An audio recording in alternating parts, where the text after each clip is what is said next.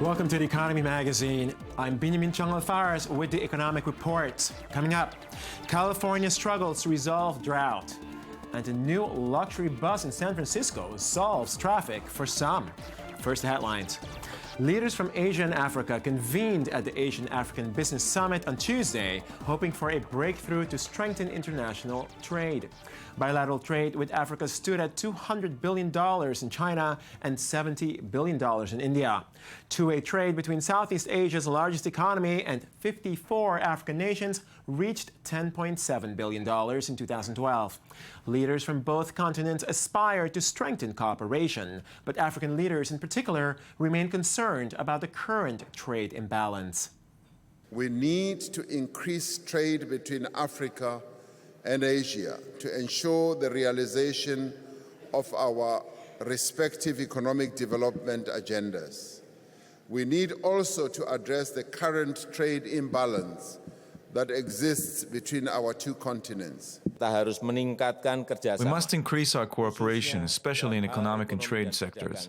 We must enact good policies and take the right actions to minimize the burden of tariff and non-tariff trade, and we must encourage direct trade by enhancing trade facilitation. Oil prices dipped on Tuesday on expectations of another rise in U.S. stockpiles and as Saudi Arabia keeps output near record highs. Brent crude for June delivery was down 47 cents at $62.98 a barrel in morning trade, and U.S. crude for May delivery was down 54 cents at $55.84 a barrel. Crude prices have climbed around 16% since the start of April, driven by concerns over the conflict in Yemen and as the U.S. domestic oil rig count hit 2010 lows. U.S. commercial crude oil inventories are forecast to have increased by 2.4 million barrels, rising for the 15th consecutive week, according to a Reuters survey. The euro softened across the board on Tuesday, weighed down by worries of an impending Greek default and potential exit from the currency union. The euro dropped 0.7% to the dollar and 0.3% against the Swiss franc, close to its lowest in nearly 3 months. Greece's two-year bond yields were closing in on 30%, and benchmark 10-year yields rose to 13.58%. As an imminent bailout deal remains elusive, negative headlines about Greece continue to push investors to short the single currency. Greece could run out of cash by the end of this month and is struggling to pay civil service salaries and IMF loans due in early May. Cirque du Soleil's world-famous acrobats were bought by TPG Capital and Chinese conglomerate Fosun in a deal that values their troupe at about $1.5 billion. The global circus said the deal would allow it to expand new consumer brands and media partnerships. Through Fosun, it would also enjoy greater reach and access to the Chinese market, the entertainment company said. Fosun, the largest privately owned conglomerate in China, recently also bought Club Méditerranée as it expands its leisure portfolio. California has proposed rules calling for mandatory reductions in water use by municipal agencies as historic drought drags into a fourth year. I-24 News journalist Daniel Roth reports on what that means for heavy water users in California's more affluent communities. In the face of an ongoing major drought, urban Californians have been called on by Governor Jerry Brown to cut water usage by an overall 25% in under a year.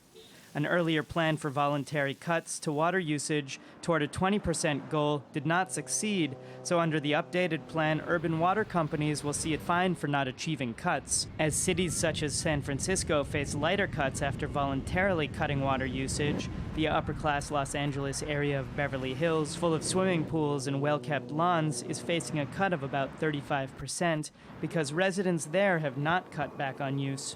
Beverly Hills does have larger yards, a lot of landscaping.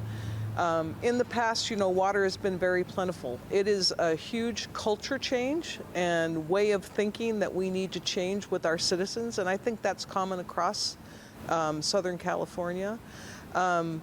thinking about how to do it differently and how to look differently, and it'll be a challenge. The drought is the worst in recorded history for California, which is the biggest economy in the United States. Reports hold that water reserves for the state are dwindling. All eyes are on rationing and collective responsibility as the state looks to weather the drought. We need to raise rates for water use, especially for the higher water users.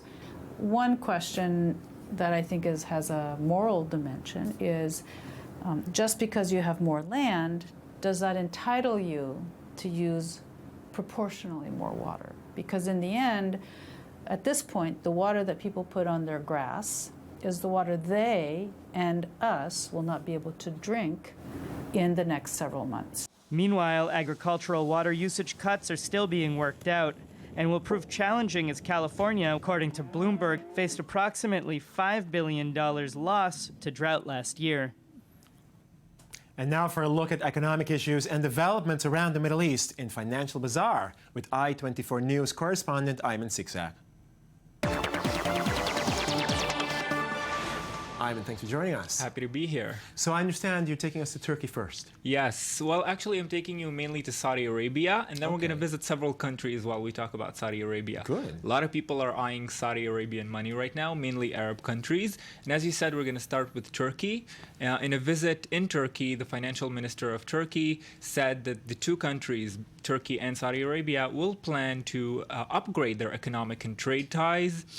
They will establish two technical committees together to understand how to increase investment in Turkey and to better their ties throughout the upcoming few years. Now, they've had a very nice history together.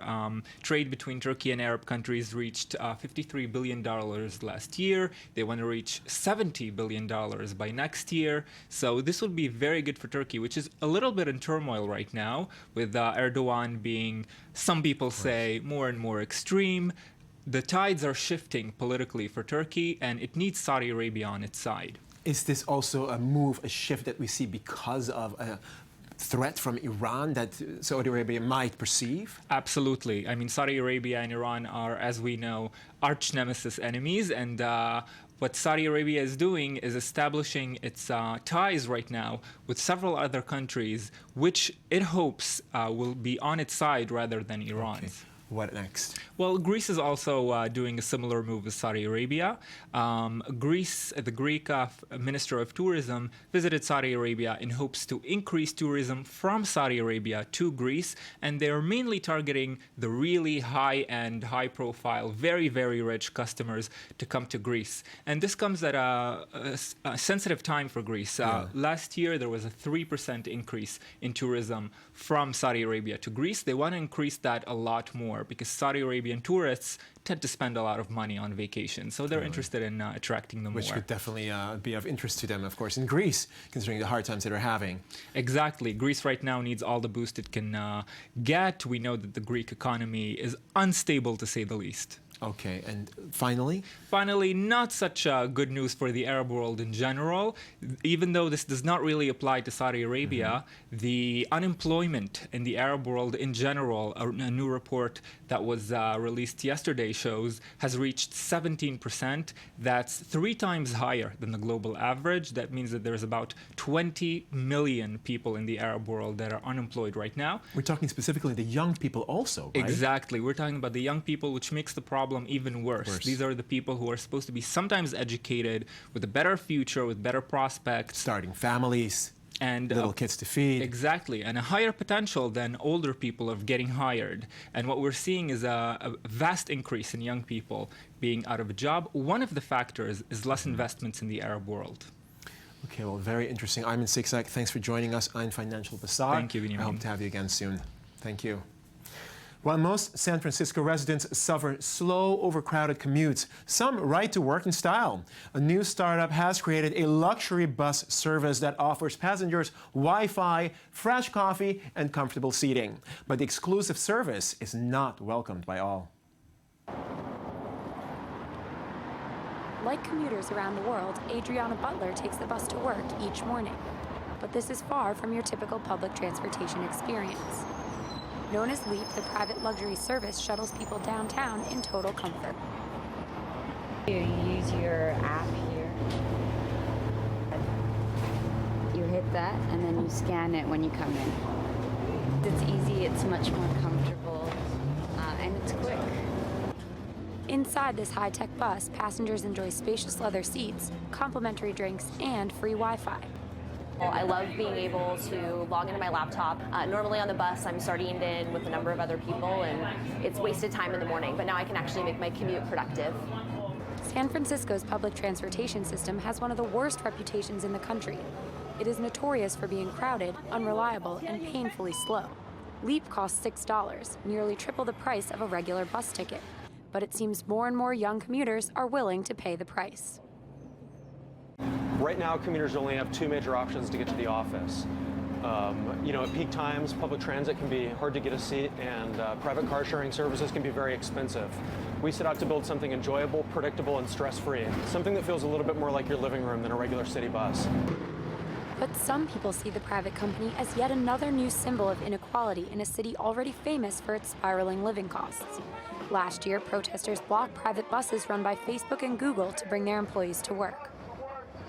Commuter Aaron McElroy says schemes like this divide the community. It says a lot that you need access to different technology to ride a bus. And certain companies try to bypass working towards improving public transportation and instead invent their own systems that really only privilege those already with privilege. Thank you. For now, Leap only hosts a few passengers per day, but the company already plans to expand to other neighborhoods in the city. And we stay in California with Daniel Roth in Media Watch. Daniel, thanks for joining us. How's it going? Good. So I understand we're going to continue looking at the water crisis in California. Yes, California is the name of the game, and of course, this is tomorrow is Earth Day, Yes. the 45th Earth Day. So it comes at a good time to speak about this. Indeed. It's also, as we reported, a terrible, terrible time for California. They're arguably. They may run out of water in a year. There are some reports, a NASA report came out saying that their water reserves will be done in a year if their use keeps going as it's going and if their reserves aren't replenished. A storm in midwinter helped to replenish, but didn't do a lot. Right. Now, what we're actually talking about now is Nestle. Nestle is a company that is the biggest bottled water producer in the United States. Last month, activists shut them down, shut their mid-California, Central California factory down because they use about 80 billion gallons of water a year. 80 billion gallons. From the Sacramento aquifer. Which you then bottle and sell. Bottled and sold. So from the Sacramento aquifer, they're put into bottles and they're sold. Now, that's on one hand, so it's interesting. Activists actually went out there, shut down the factory for a day to say, look, we're in a crisis. We are in a crisis, and here you are doing what corporations do, which is care about their bottom line. It's curious, considering that, you would think that the government would be more involved with it. You see people continuing to water their lawns. People continue to use water as freely as they always have. What is the government doing about this? And is Nestle at fault here? This is their business, right? Well, so it's an interesting question. The government is doing very little. Since 1988, actually, Nestle, this is the other half of the story, Nestle has been working without a license, without a permit to transport water through a national park in California. So we're talking 27 years? 27 years they've been operating without a permit for transporting this water. Now the head of Nestle said, don't worry, we're taking care. I'm sure they are. So, this is a long way of answering your question that the government's not doing very much. This company's the company's not been it hasn't had a permit for 27 years, and they've been operating, and they're the biggest. This isn't a small-time company that slipped through the cracks. Right. This is a huge company in Canada. They've been signing a number of questionable deals for sale of lakes in BC and other provinces. Right. So it's, when we're looking at Earth Day, when we're looking at droughts, and we're looking at Nestle, we're seeing that the connections aren't being made between the regulations that are necessary in order to ensure the longevity of not only life but business. No, you mentioned just now Canada. I mean, Canada has an abundance of water, doesn't it? I mean, it's less of an issue there, isn't it? Well, Canada has the most lakes, most fresh water in the world. It's doing very well, but we're going to find that if the Canadian government, if provincial governments start to lease and sell that water, that water's not going to last. And Canada has a very small population. America has a giant population compared to the land masses that they're on. But when you start to privatize water sources, then you put at risk the real need that everyone has. Okay, well, Daniel, thanks for opening our eyes to the situation in California and in general in the water industry. Thank you. Thank you.